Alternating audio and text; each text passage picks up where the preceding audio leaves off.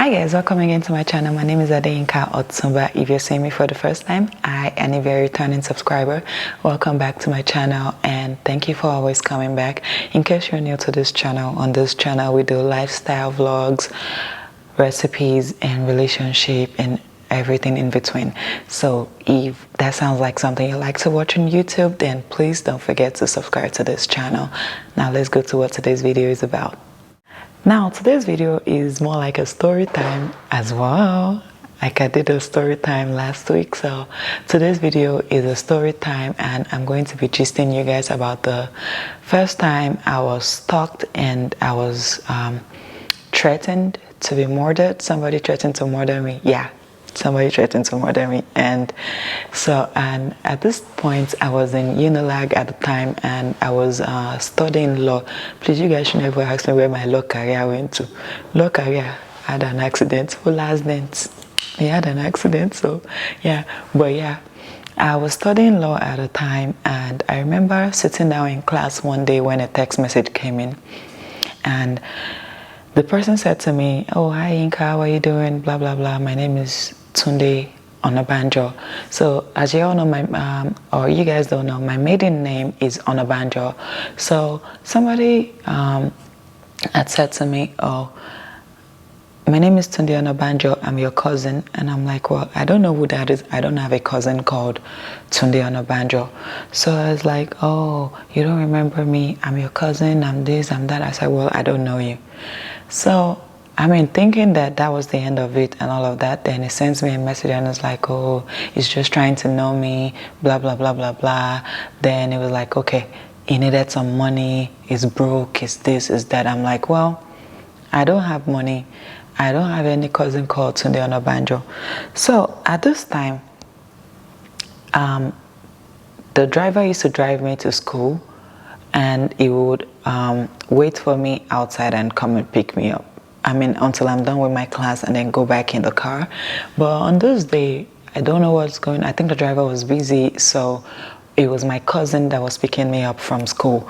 So now he had come to pick me up from school, and so when I got in the car, this guy calls me again, and now he's speaking in Yoruba and is like, with a, "Yeah, oh, so mommy, I be this, that, you know, I'll catch you, I'll mess you up, blah, blah, blah." And I'm like, see problem. So I was telling my cousin at the time that, "Hey, this is what happened though. That I was sitting down in class, JJ, this person sends me a message and it says that it's my cousin." I said, "I don't have a cousin called this name and this guy is now threatening me." So my cousin says when he calls back, I should give him the phone. At first, he insulted me first and it was like, "Oh, me, that is good for me because, oh, I always shared I will be giving numbers to different people. Why won't they be threatening me?" I'm like, "I didn't even give anybody my number. I don't even know this person." So when before we got home, this guy calls back again because he was blowing my phone up that day. So he called back again and my cousin picked up the phone. So my cousin was like, "Hey, who is this?" Or meaning like, "Who are you?" Blah blah blah. Then he was like, "Van Damme." He was Loveja, like, oh, like now he's calling him Van Damme, like he's the one that wanted to fight for me. So my cousin was like, so now he starts to curse him out in Yoruba and all of that stuff. And I was just sitting down there dumbfounded. So of course I didn't have all this phone that you could block numbers and everything at the time. I think I had like I don't remember what phone I was using, maybe a BlackBerry or whatever, but yeah, I didn't block any number at the time. So now when I got home, this guy is sending me messages that, oh, I shouldn't come to school because when I come to school, it's going to kill me. If I cough, I should know that is the one. If I do this, I should know that is the one. So I was like, hey, see problem. So in the morning, I go to my mom and I'm like, "Mommy, I don't know what's going on. Somebody is threatening to kill me in Unilag. I don't know him. First he came, he said it was my cousin and all of that, and now he's trying to kill me." So my mom was like, "Give me the number." So I gave the number to my mom. So my mom called him. This boy insulted my mom. Then my mom starts to insult him as well. He insulted me. There was nothing this guy did not say. First of all, you guys should know that I'm a Lagos Island girl. And in Lagos Island, we do know people, we have connections and all that stuff. And my mom is not one to be messed with in the market. So now I tell my mom that this is what was going on. So after this guy insulted my mom. Then, so at the time we lived in Ajawa Estate, so they went to go and call all the touts in Ajawa Estate, and they tried to find out. So they punched his number into like their phones to see if his name was going to come up, just to know if the guy was from the area and he was just bluffing. Then his number didn't come up. Now, my mom was now telling one of like the area boys, I mean one of the very popular area boys in Lagos Island about it. So the guy was like, they should give him the number. So the guy gets the number, and then now they share his numbers to all the area boys in Lagos Island and in Ajawa Estate at the time. Then my mom called the Oba of Lagos, because the Oba of Lagos is her uncle. So she called the Oba of Lagos, and the Oba of Lagos said that they should take me to the nearest police station to go and lodge a formal complaint. And that was the first time I was ever in a police station, and that was the first time I wrote a statement in my life. This bastard boy made me write a statement. So I go to the police station, I write a statement. Even the police people were teasing me and saying, oh, Dami, I know how to write statement to that. Is this my first time or I've been writing statements? So now I write the statement and all. Then my cousin that came to pick me up at the time is schooled in Ife. So one of his friends from Ife came over to the house on the third day or something. This boy was still threatening me. He was still sending me all these text messages and all of that. So my cousin's friend came from Ife, and we were telling him what was going on, and he was like, really? Now don't worry, give me his number. So we gave this uncle his number, and then he calls the guy, and it was like, you know, so he speaks to him like he had known him before. So he was like, how far am I? Money laptop, consumoveta. Like, okay. So now he's trying to bait him and tell him that he had a laptop to sell. So maybe the guy was going to tell us where he was and how to get the laptop so that they can sell the laptop. So now the guy says, oh, they should meet him at Abegi, meaning under the tree.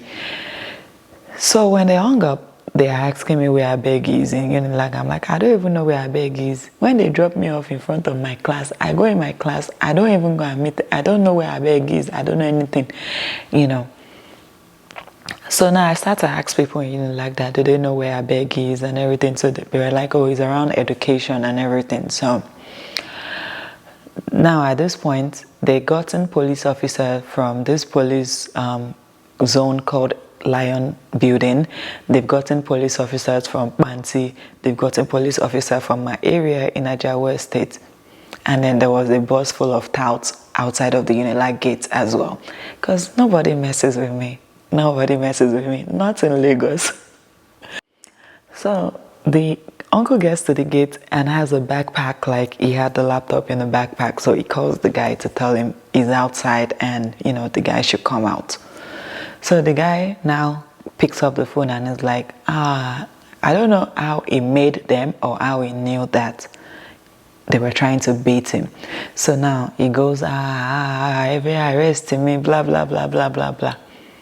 So then they didn't find him, so he ran away. Now all the police officers, they couldn't make any arrests. So the guy ran away, then cut off and then turned off his phone. So the next line of action was to go to the service provider to find out where his address and all of that stuff was. So fast forward to the next day, he starts to call my mom's phone because now he was receiving a lot of threats now, and he was getting threats left, right, center from all the area boys as well, telling him that they were ready to kill him too, you know. So then the next day, or a few days, the next day I think, so he calls back, and at this point there was a woman on the phone, an elderly woman, talking and crying that that the boy was her son, and you know, he made a mistake, blah blah blah blah blah. Then she was begging my mom, so my mom was just going off on all of them that she's not going to let it rest until she picks him up. And that just went on for a long time. And then at this point, the guy, of course, knew. I don't know. I still feel like it's somebody that knows me that did that thing. But up until today, I don't know. So I remember my mom, then later they call back again, they put some affairs, there's like some Muslim cleric men on the phone, then they're asking them to beg my mom using the Holy Quran and all of that stuff. And you know, so finally my mom let it go. She, you know, of course, after they started begging her, and then it was swearing and telling her how nothing was going to happen to me in the lag, how I would not cough, how I would not have a headache, how nothing would happen, blah, blah, blah. Then it was swearing on his life. And I was just like, you know, I really wanted them to pursue the case so that at least I would know who the person was and I didn't have to look over my shoulder. But I also remember my cousin saying then that, you know what, it might have just been somebody that knows me and he was just looking to make a quick buck, and when he didn't make it and the thing that now backfired on him, he decided to retrace his step and they didn't think it was dangerous and all of that stuff. So that's how I never knew who threatened me up until today. And if you are the one and you are watching this video, God will punish you. Okay, let me keep quiet before YouTube.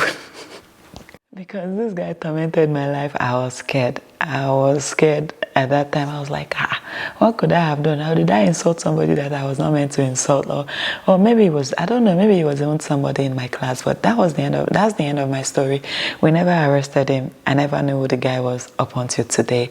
So, well, thank you guys for watching this video. If you enjoyed this video and you enjoyed my story, don't forget to like, subscribe, and comment on my video. And if you have ever been stalked or threatened, leave your story down in the comment section and let me have a good laugh. Just tell me what happened.